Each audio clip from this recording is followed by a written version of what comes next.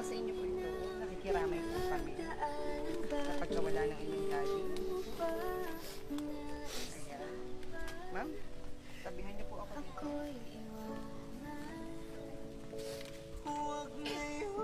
Ma'am Che, ito yung last message, ay yung first surprise nyo, kung naaalala nyo.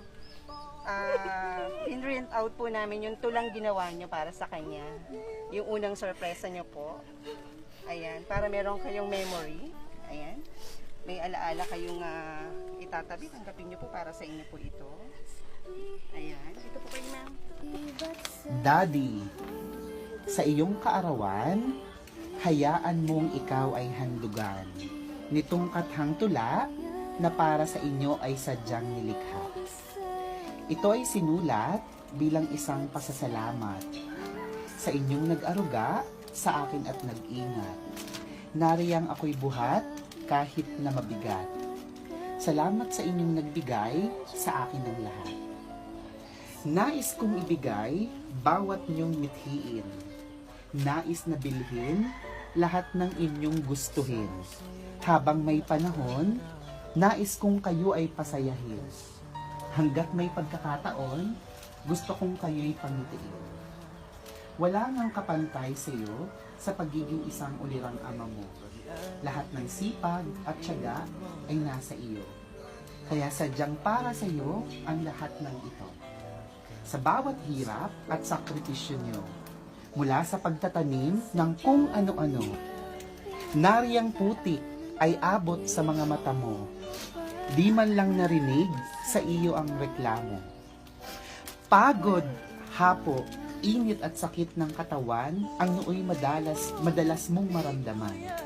Kaya nais ko namang ginhawa ay iyong maranasan. Kung kaya't ako'y lumayo at naghanap ng paraan upang paghihirap mo kahit kaunti maibsan. Huwag mag-alala, kayo'y aking babalikan. Huwag maiinip, darating din yan. Basta lagi niyong tatandaan, mahal ko kayo kahit ako'y narito at kayo'y nariyan. Di ko man mapantayan ang bawat sakripisyo. Susubukan kong bumawi sa inyo. Sasamahan kayo habang buhay ko. Aalagaan at pagsisilbihan din kayo.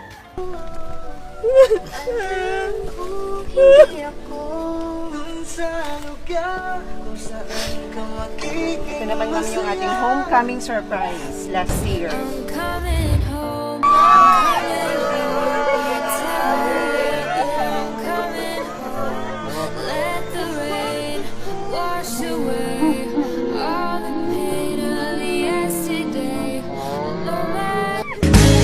God gave me you to show me Surprise! Welcome home! Ayan, may water kay Ma'am Che. Surprise po, ma'am. Surprise! Ayan. Ma'am Che. Yes. Apo. Salamat po sa pag-ibig. Oh, siya na nga po yan. Tama po, ito na po si Ineng. Kita niyo naman po. Napakagandang litrato. Ayan. Para sa inyo po ito, ma'am. Ayan, lagay ko lang po dito. Ito po, meron po kaming hinandog na bear. Ayan. Para po sa inyo to. Just in case na mamiss niyo po si Sir Carving, andyan po siya para sa inyo.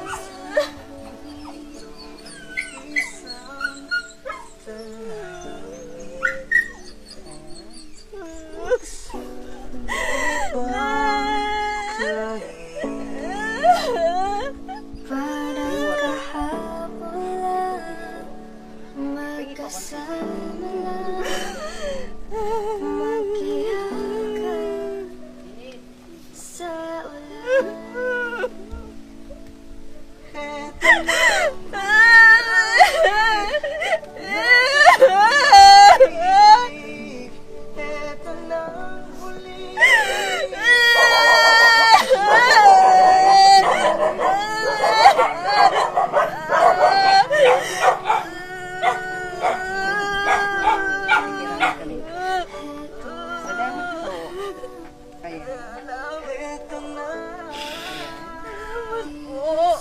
Ayan. Meron din po kaming inahandang mensahe para sa inyo, ma. Babasahin ko po para sa inyo.